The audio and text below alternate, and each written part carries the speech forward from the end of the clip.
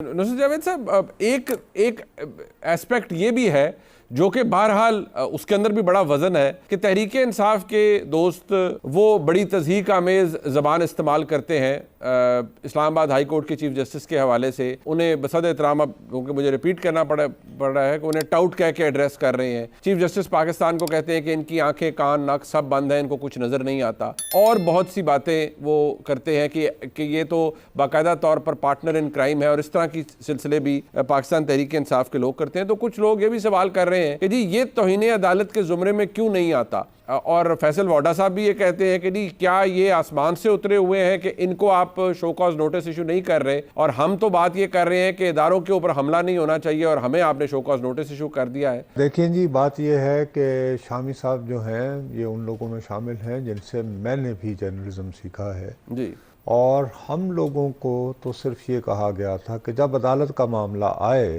तो आपके हाथ यूं बिल्कुल और ज़बान बंद जी।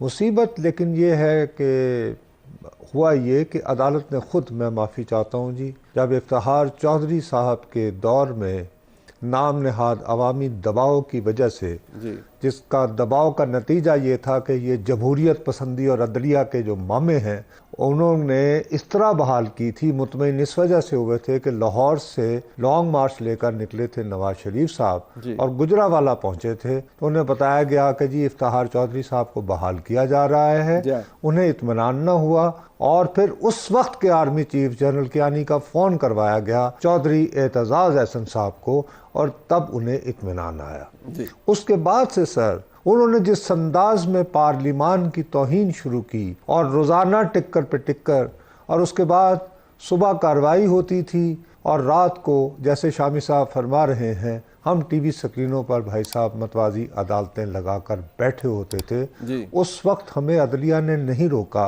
बल्कि अदलिया बहुत खुश हुई कि वो मसीहा के तौर पर लोगों के सामने आ रही थी। फिर मसीहाई का यही चलन जो है वो साकिब निसार साहब जो हैं उन्होंने रखा, हत्ता कि वो डैम बनाने पे भी आ गए। तो सर दो बातों में मैं जान की अमान पाते हुए इस ये जो पर्टिकुलर किस्सा है ना, मैं इसमें इस वजह से नहीं मैं बात करना चाहता जी थोड़ा सा कि बाबर सत्तार साहब को मैं ज़ाती तौर पर जानता हूँ। इस्लामाबाद में हम दोनों के आपस में ज़ाहिर है बहुत ज़्यादा सोशल इंटरेक्शन रहा है। जब से वो जज हुए अलबत्ता मैं कभी उनसे नहीं मिला हूँ, एक दो मरतबा इत्तेफाकन समाजी तकारीब में मुलाकात हुई है, तो उस मामले में मेरा तबसरा को मुनासिब नहीं है। लेकिन सर मैं ये ज़रूर कहना चाहूँगा कि एक लफ्ज़ है या एक कॉन्सेप्ट है या एक तसव्वुर है अदलिया की आज़ादी, दूसरा ये है कि अदलिया की बालादस्ती जी। मैं समझता हूँ कि ये दो नुआंस्ड हमें जो है इस फ़र्क को बहुत मलहूज़ खातिर रखना होगा साहब, कि अदलिया भी अब फ़र्ज़ करें कि अगर ये फ़ैसला हो कि जी एक हुकूमत है वो कहती है जी हम बच्चों को बाइक्स देंगे, तो वो कहेंगे नहीं जी उन्हें देंगे तो वो तो व्हीलिंग करेंगे, वन व्हीलिंग करेंगे और लड़कियों के कॉलेजों में जाएंगे, तो इसमें तो फिर हमें इन्हें पढ़ाना भी नहीं चाहिए, तो फिर रुक के लिखेंगे हम बचपन में लिखा करते थे, फेंका करते थे वगैरह वगैरह। दूसरी बात यह है जी कि मेथड एंड मैडनेस से मैं बड़ी बात करूँगा, मेरा अपना ख्याल है कि इस वक्त सिंध के सबसे ताकतवर सबसे कदावर जो रहनुमा हैं जो तर्जुमान हैं वो आसिफ अली जरदारी नहीं हैं, बिलावल भुट्टो जरदारी नहीं हैं, मुस्तफ़ा कमाल नहीं हैं, बल्कि वो फैसल वाडा है।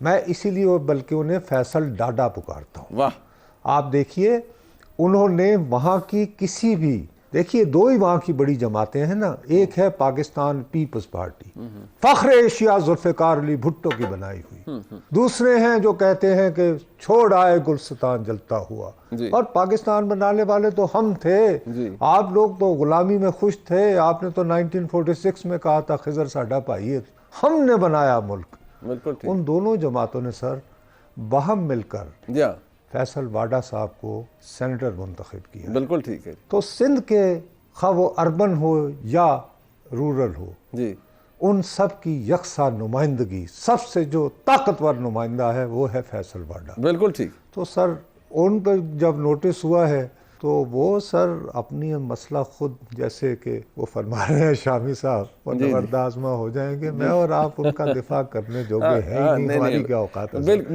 बिल्कुल ठीक है नुसरत जावेद साहब, इसके अंदर ये बात अपनी जगह मौजूद है।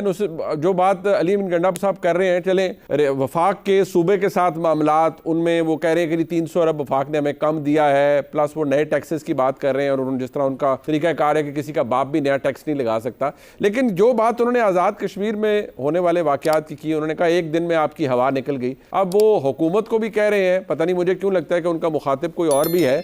और फिर आपने देखा कि एक तेज़ी आई है उनके खिलाफ, जो इस्लामाबाद में उनको एक शहद की बोतल के हवाले से जो मामला उनका चल रहा था, उसमें अब सवालनामा दे दिया गया है और 20 तारीख को ज़ाती हैसियत में बुला भी लिया गया है कि आप आइए और जवाब दीजिए। सो ऐसी सूरत हाल में ये जो गंडापुर साहब करें, आपको लगता है कि ये एक मे बी नॉट बहुत ज़्यादा बड़ी नहीं, लेकिन थोड़ी सी इम्प्यूनिटी के साथ वो ये तमाम काम कर रहे हैं कि उनको ठीक है कि यार शोर वगैरह डाली रखें आप, लेकिन इससे ज़्यादा आप कुछ ना करें और इससे ज़्यादा कुछ होगा भी नहीं? नहीं सर, ऐसी कोई बात नहीं है, ये इम्प्यूनिटी जो है।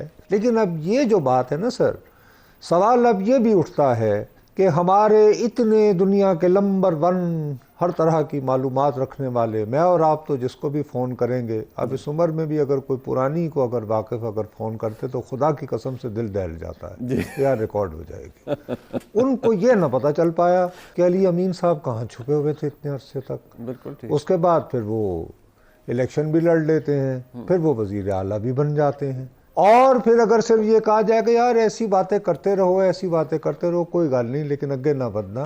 सर ऐसे नहीं होता। जब आप इस तरह की बातें करते हैं, संत जरनैल सिंह भिंडरावाले को इंदिरा गांधी ने प्रमोट किया था, कांग्रेस ने प्रमोट किया था अकाली दल को जो है नीचा करने के लिए, और उसके बाद फिर ऑपरेशन ब्लू स्टार करना पड़ा था। बिल्कुल ठीक। ये जिन लोगों को आप अपनी तरफ से इम्प्यूनिटी देते हैं कि चलो यार ठीक है, ज़रा आप आगे बढ़ो, अभी चंद दिन पहले जो मरवत साहब के साथ हुआ, आप उससे अच्छी तरह आगाह हैं। अब उसमें यह है कि जब आप इस तरह की बातें करते हैं, देखिए जी एक पब्लिक सेंटिमेंट तो है भैया, और ये खाली खैबर पख्तूनख्वा तक महदूद नहीं है, आज़ाद कश्मीर तक महदूद नहीं है।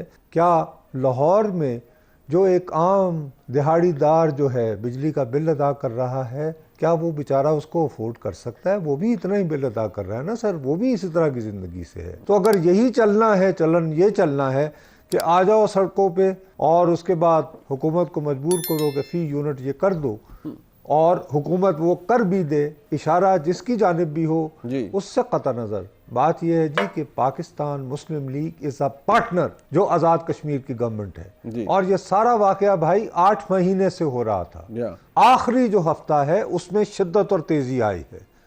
तो ये सारा करने के बाद वजीर आजम साहब को खुद जाना पड़ता है। भाई आपकी जमात वहां पे क्या कर रही थी, वहां पे फारूक हैदर साहब क्या कर रहे थे, जो बाकी जो आपके लोग थे, आपको खबर ही नहीं थी कि मामला कहां हो गए। सर हकीकत यह है कि ये जो मॉब आया है, इस मॉब का किसी भी सियासी जमात से ताल्लुक नहीं है, और ये परेशान कुन बात है हत्ता के तहरीक इंसाफ के लिए भी। तो ये अगर इसी तरह की तकरीरें करते रहेंगे तो शायद अली अमीन यानी गंडापुर साहब की जिस किसी के साथ भी कोई अंडरस्टैंडिंग हुई होगी कि इम्प्यूनिटी ठीक है जी, आप बयानात देते रहे, लेकिन इनके बयानात से मुश्तिल होकर एक ग्रास रूट्स तहरीक जो है आज़ाद कश्मीर की तरह, ये उसको इंसाइट कर रहे हैं, उसको इग्नाइट कर रहे हैं। बिल्कुल। तो इनको बहरहाल जी कोई ना कोई अगर आप नहीं रोकेंगे तो यही होगा कि जी ये लाडले हैं, they can say whatever and get away with it. उसके मुकाबले में कोई और करेगा तो उसको यूं कर दिया जाएगा। तो इस तरह तो नहीं है ना जी। अनारकी इसी तरह फैलती है, इंतशार इसी तरह फैलता है। हमारे पंजाबी में वो जो एक यानी मिसाल एक होती है कि जब ये बुरा वक्त होता है तो कहते हैं कि ये समझ नहीं आती कि किदी मालूमासी कही है। I think we are heading towards that, there is total chaos and confusion. और जब तक हमारे रियासती इदारे इन पे तवज्जो नहीं देंगे तो ये